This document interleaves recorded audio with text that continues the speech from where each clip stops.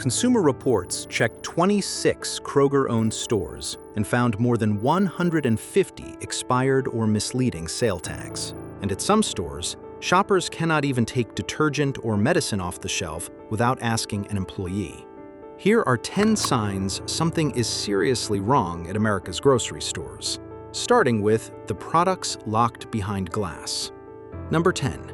Everyday products are locked behind glass. Laundry detergent, deodorant, baby formula, cold medicine. Not electronics, the ordinary things people run out of on a Tuesday. At certain stores and in certain high-theft locations, they sit behind locked plexiglass with a little call button mounted next to the case. You press it, and you wait. Sometimes an employee arrives in a minute. Sometimes nobody comes at all, and shoppers simply give up and leave without the item. Retailers say they didn't want this. In a national survey by the National Retail Federation, executives reported a 90% jump in monetary losses from theft in 2023 compared to 2019. Locking the case, they argue, is a last resort, the thing that keeps a high-theft store open instead of closed for good. And to be fair, this is not every store. It's concentrated in specific locations and specific product categories. If your store hasn't done it, you may never have seen it. But look at what the locked case asks of you. If standing in one spot is hard on your knees, that weight isn't small. And it does something else, quietly. It treats every shopper reaching for deodorant as a suspect, which is exactly the feeling waiting at the exit. Number 9. You check yourself out, then have to prove you paid.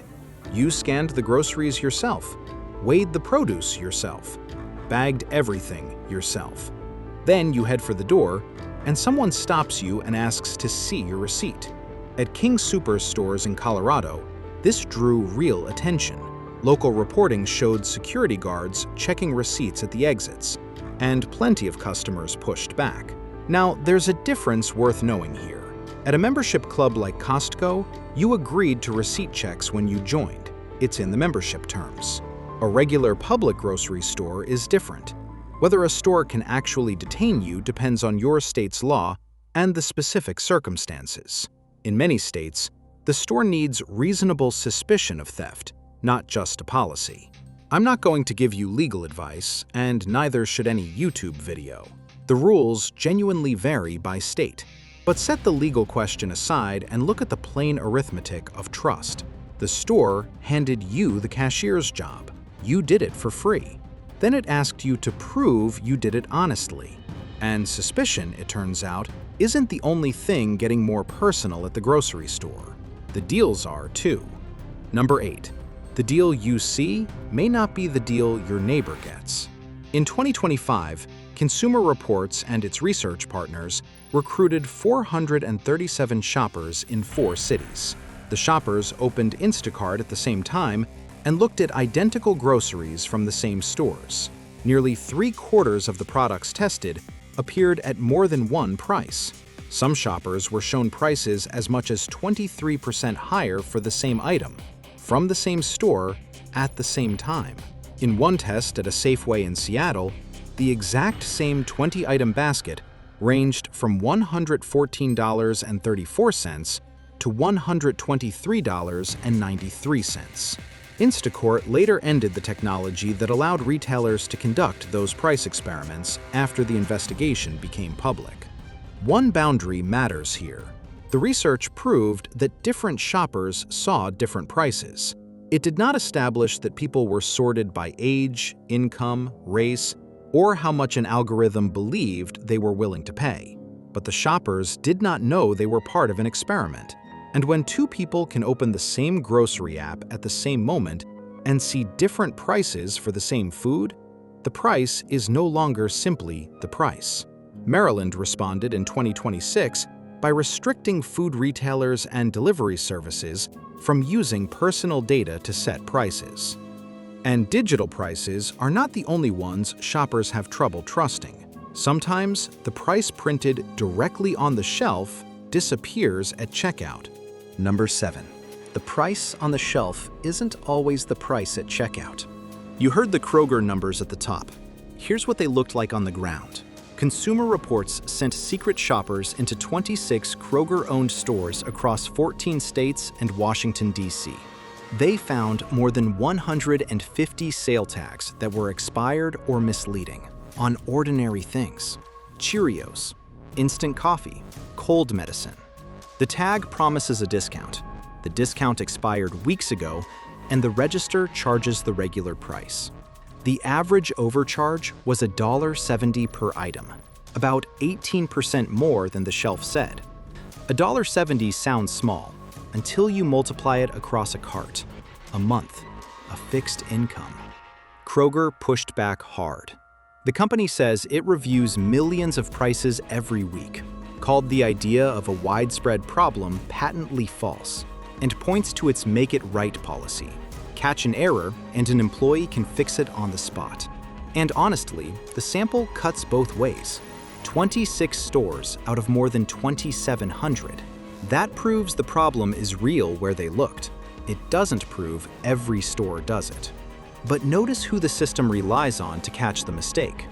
You, at the register, watching the screen. Retailers say they have a fix for the outdated paper tag.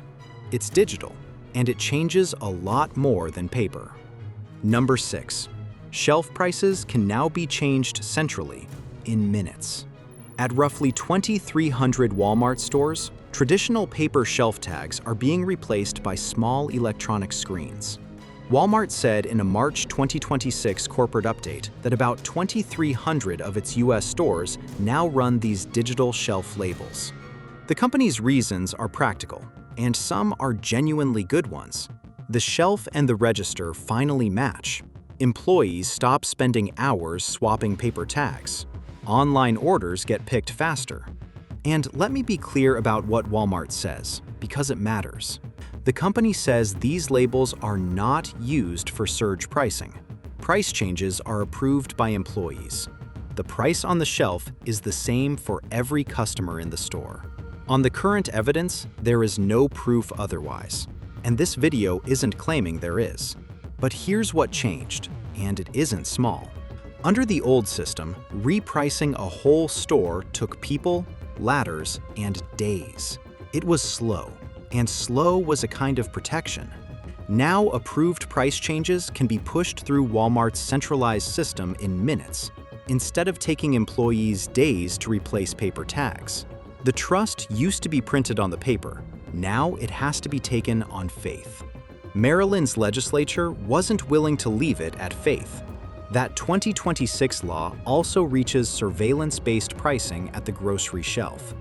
And the shelf label is only half of the new pricing machine. The other half is a file with your name on it. Number 5. Discounts are becoming a trade for your personal data. Here's a number from Kroger's own annual report. More than 95% of its transactions are connected to a loyalty card. Nearly every basket tied to a profile. The deal on the surface is simple.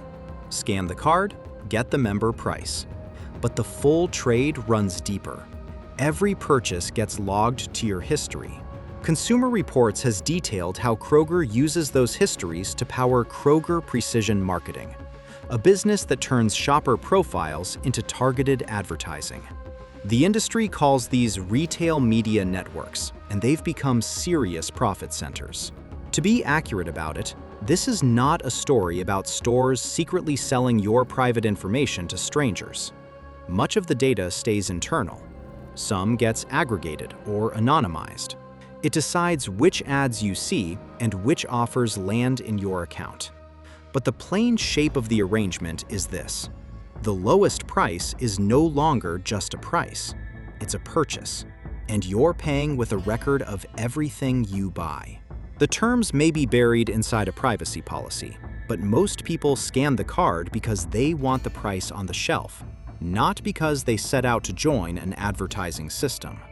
Meanwhile, something quieter has been happening to the package itself. Number 4. Packages keep shrinking while prices stay high. The Bureau of Labor Statistics flagged a plain example in its inflation tracking, a popular bag of potato chips. The bag went from 8 ounces to 7.5, half an ounce disappeared, even though the package still looked familiar. That's shrinkflation, and it isn't occasional. A peer-reviewed study covering a decade of U.S. grocery scanner data found that downsizing is more than 5 times as common as upsizing. And in the year after a product shrinks, the price per ounce rises about 12% on average. Why does it keep working? Because we notice sticker prices, and we don't notice ounces. The research shows it clearly. Shoppers react to a price hike and shrug at a smaller box. One honest distinction, though. The manufacturer decides the package size, not your grocery store. Kroger doesn't shrink the chip bag, the chip company does. The store's role is stocking it and ringing it up. Your best defense is already printed on the shelf in small type. The unit price. Not the big number, the little one that says cents per ounce. That number can't hide a shrinking package. Of course, reading the fine print is one more job the store has quietly handed to you. And it's not the only one. Number 3. You are doing the cashier's work. The Bureau of Labor Statistics describes self-checkout in plain terms. It transfers the labor of scanning and bagging to the customer, while a single employee supervises several machines at once. So walk through what that means on a Tuesday. You scan every item. You look up the 4-digit code for bananas. You set the produce on the scale, wait, reposition it, wait again. The machine announces an unexpected item in the bagging area, and now you wait for the one attendant covering 6 kiosks. Some people genuinely like self-checkout. Small basket, in and out, no small talk. Fair enough. But notice what didn't happen when the work moved to your side of the counter. The store reduced the amount of labor required at the checkout. The customer received no promised discount in exchange for taking over the work. What you took on was the work, the time, and the risk of ringing something up wrong. That last part matters more than it used to. Because while you're doing the cashier's job, something is grading your performance. Number 2. The machine is watching every movement. Above many self-checkout stations now sits a camera system running what's called computer vision, software that tracks your hands and your items as you scan. Companies like Everseen build these platforms. Chains like Walmart deploy them. The system watches for a missed scan. When the system believes it has detected a missed scan, it can freeze the transaction and call an employee, and in some setups, play back video of your own hands on the screen while the people in line behind you watch. The retailer's argument is a real one. These systems catch deliberate theft, and they catch honest mistakes. The item that didn't beep, the barcode that didn't read. Self-checkout loses money without them. But 2 things deserve saying plainly. First, this is movement tracking, not facial recognition. It follows hands and items, not identities. And it would be wrong to claim your grocery store is scanning faces. Second, nobody publishes the false positive rate. How often does ordinary bagging, a reusable bag held over the scanner, an arm in the wrong place, get flagged? The companies don't say. So here is the full self-checkout arrangement in one sentence. You do the unpaid work, and an algorithm watches you do it, waiting for the moment you get it wrong. And this whole system saves its heaviest cost for the people least equipped to carry it. Number 1. The lowest price is locked inside an app. Of everything on this list, this is the one that lands hardest and the quietest. Walk the aisle and there's a bright yellow tag, $3 off. Look closer and there's small print, with digital coupon.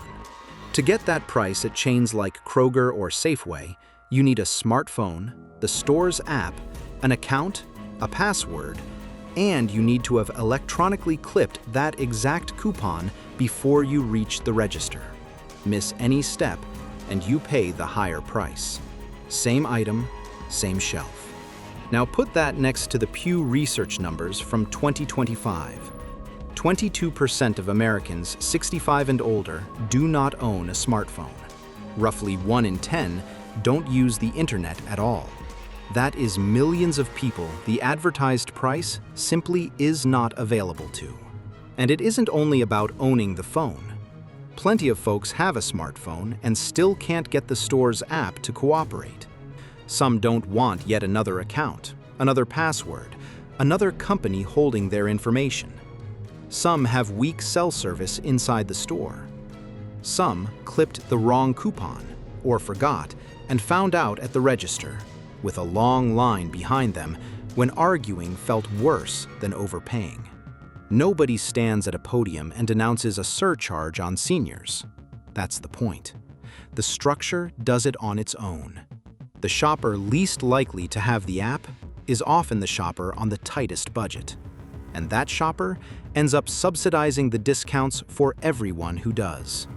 A sale price that isn't available to everyone standing in front of the shelf isn't really a sale.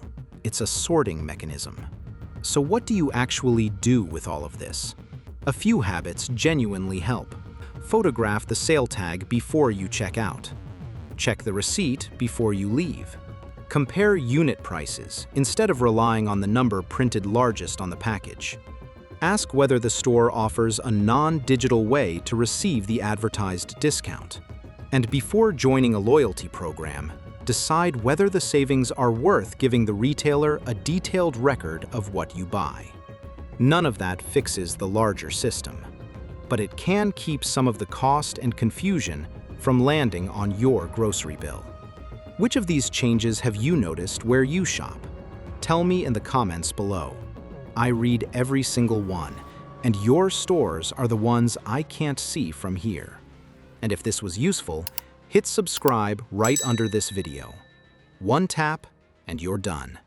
This is EconoNova. Keep an eye on the price of milk.